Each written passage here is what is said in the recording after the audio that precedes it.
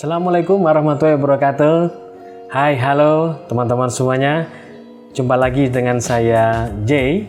Sekarang kita masuk di edisi yang kedua, Zona Inspirasi, di mana saya akan paparkan di channel YouTube ini artikel-artikel saya yang sudah terbit dan muat di salah satu situs berita online terbesar di Indonesia, yaitu kompas.com. Bagi rekan-rekan yang belum sempat membaca, gak usah khawatir ya, cukup tonton video ini. Oke, kita lanjut teman-teman ya. Oke, jadi edisi yang kedua ini saya akan sampaikan masih ya berkaitan dan relevan dengan kondisi yang kita hadapi sekarang, yaitu situasi pandemi COVID-19 yang mengakibatkan ya banyaknya PHK, pemutusan hubungan kerja, terjadi secara masif dan global. Bukan hanya di Indonesia, tapi di luar negeri juga sama ya. Ribuan karyawan, bahkan mungkin total bisa jutaan, kehilangan pekerjaannya akibat krisis ya ekonomi yang dipicu oleh adanya pandemi COVID-19. Maka di edisi ini saya akan bagikan ya inspirasi 10 taktik bangkit dari PHK. Nah, karena 10 edisi pertama ini kita bahas dulu nih 5 dulu ya. Nanti di edisi berikutnya kita bahas 5 yang kedua. Oke? Baik teman-teman, di sini saya kayak laptop ya, langsung koneksi ke kompas.com, langsung saja kita baca. Di sini taktik yang pertama teman-teman, yaitu kita harus membangun mental set, pola mental dan mindset, pola pikir ya, bahwa di dunia ini tidak ada yang kebetulan.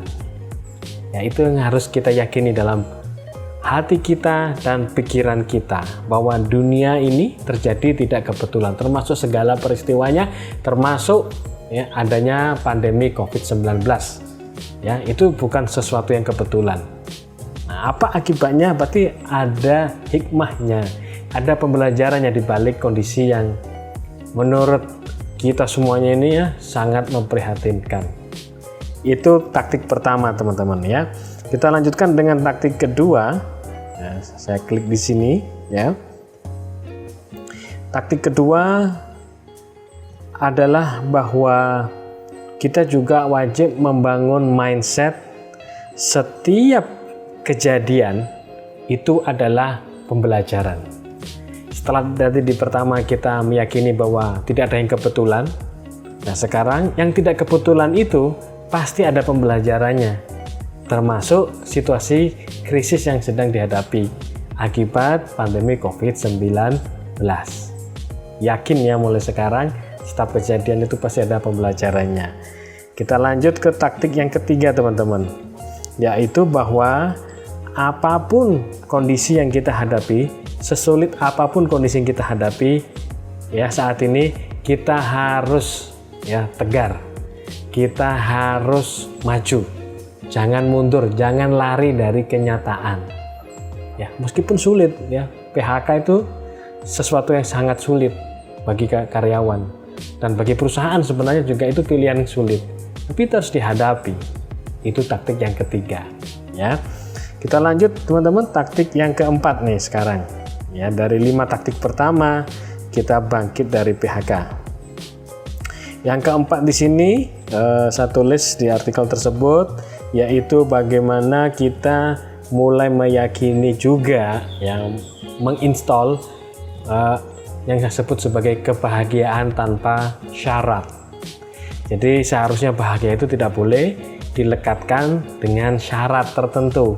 Setiap saat kita bisa bahagia karena bahagia adalah pilihan. Ya, ini mungkin terkesan klise ya. Apapun keadaannya, termasuk kondisi yang sedang dihadapi sebagian besar karyawan mungkin, yaitu menghadapi PHK.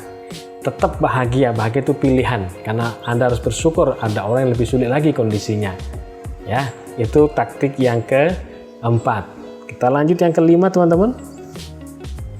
Yang kelima adalah bagaimana kita melakukan relaksasi mandiri.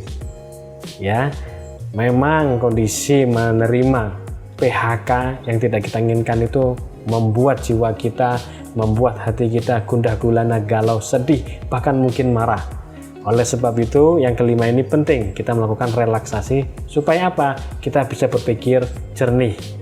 Karena modal berpikir jernih ini untuk dilakukan, Anda melaksanakan juga 5 taktik kedua di edisi berikutnya. Jadi teman-teman, 5 taktik yang pertama bangkit dari PHK ini pada dasarnya adalah kita meningkatkan kecerdasan emosi dan kecerdasan spiritual.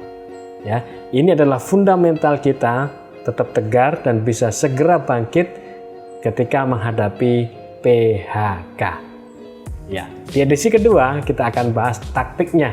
Ya, bagaimana setelah Anda kuat membangun kecerdasan emosi dan spiritual dari 5 tadi yang saya sampaikan, kita lanjutkan ke edisi yang kedua. Sampai bertemu berikutnya. Salam sukses selalu.